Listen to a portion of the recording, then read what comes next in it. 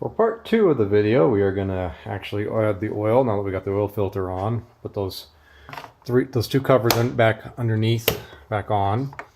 First we'll check the air filter. There are 4 clips around this very, very large plastic air filter housing. Lift that off, kind of pulls forward to release. Put it over, pull the air filter out. Look at that. It's got the tiniest bit of dirt in it, but still pretty clean. A couple of pieces of leaves down in there, but nothing to worry about. So slide that back on. Put this back in place. And then try to line this up. The edge is there. Just kind of wiggle it in so it seats properly. And then you snap the clips back on. Voila. That coolant level is just a tiny bit below the minimum mark, and that's the engine coolant. You have a secondary coolant, which is here, which is the hybrid system coolant. I'll probably try to pick up some of that funky stuff they sell, whatever that green color is. I've never seen that color neon before. Looks like our brake fluid's okay.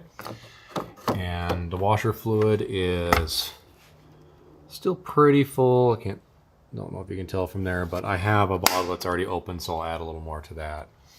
So pop your oil cap off. It says it wants 0.20 weight oil, which is what I'm going to add. I believe it uses about 4 quarts, so I'm going to start with trying to add about 4 quarts, and then I'll run it, check the level after it fills up the passages and such. Try not to spill it because the stuff's expensive. I'm doing a terrible job holding the camera, spilling oil all over the place.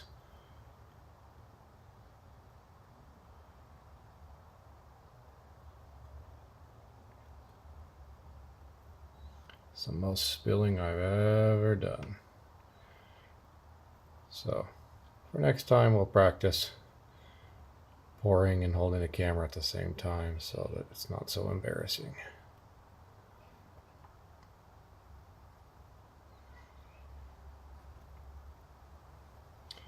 But it's always hard to watch the camera while you're trying to watch something else and make sure you're getting a decent shot. That's what learning this camera work's all about.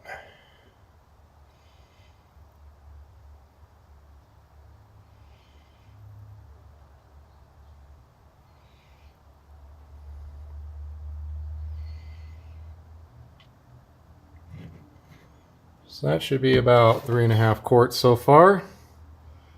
Look at that, almost exactly. So let's go ahead and start this up and then check it and add a little more if needed. Just because of the spillage, I think I'm going to spray a little carb cleaner or actually some brake cleaner on there to chase that oil down so that it doesn't keep dripping for a while afterward. And that's basically the process from there. So there you go, that's the end of it.